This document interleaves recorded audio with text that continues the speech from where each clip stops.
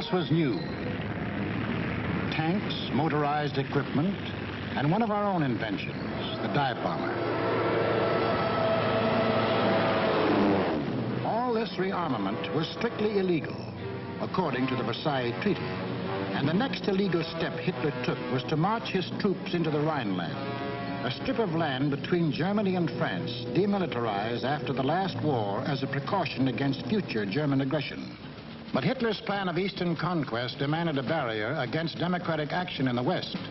So Hitler remilitarized the Rhineland and began building the formidable Siegfried Line, a chain of forts and defenses 450 miles long and in some places 30 miles wide. Germany had fought one two-front war and didn't want another.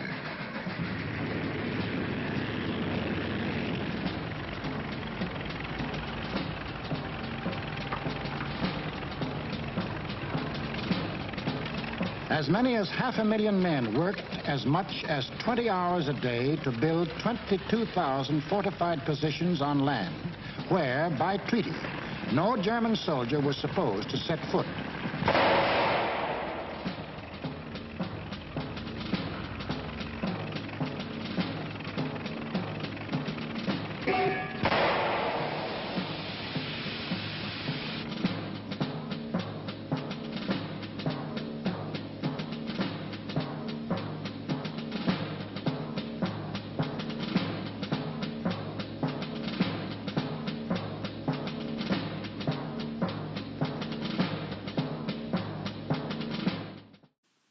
On March 7, 1936, Adolf Hitler led an army of 20,000 men into the demilitarized zone of the Rhineland. The area was agreed to be demilitarized in both the Treaty of Versailles as well as the Locarno Treaty, to ensure French and Belgian protection from German invasion. As we know, under the Treaty of Versailles, the Rhineland became a demilitarized zone. Germany's army was reduced to 100,000 men, and their navy could not exceed 36 ships.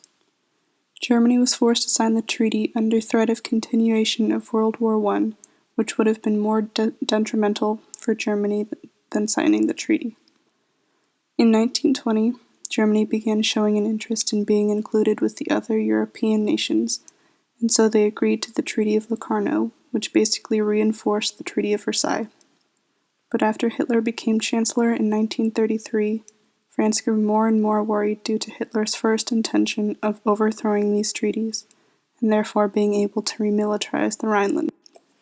After Hitler's appointment, Germany began rearming, and France was faced with a difficult decision, whether to trust the League of Nations to protect them, or to find their own military allies. In May of 1935, France decided to sign a treaty with the USSR, and Germany deemed it to be an act of hostility against them. Hitler used this treaty to justify sending his troops into the Rhineland in 1936, but there was still a lot of doubt as to whether this was a wise decision, due to the fact that the German army was still recovering from the First World War and was greatly restricted. In response to the occupation, Britain sent their Foreign Secretary, Anthony Eden, to meet with the German ambassador, but Hitler refused to withdraw his troops. This put a substantial amount of pressure on the League of Nations to act. France was currently preoccupied with an election and wouldn't risk acting without Britain's support. But Britain felt that the Treaty of Versailles was too strict, and therefore did nothing to stop the militarization.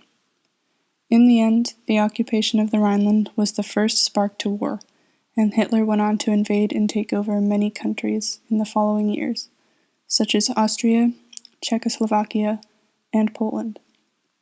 The League of Nations was under a lot of scrutiny because they did nothing to stop the Germans from reoccupying the Rhineland, even though it was a major negotiation in the Treaty of Versailles. Since the League of Nations refused to act during the occupation of the Rhineland, they lost a lot of respect from the people that were also in the League, and therefore lost a lot of power. Neither Britain nor France supported the negotiations regarding the demilitarization of the Rhineland in the Treaty of Versailles, and therefore they lost a lot of respect from the other members of the League of Nations. In the end, the League's downfall could have been attributed to their lack of action during this crucial time in history.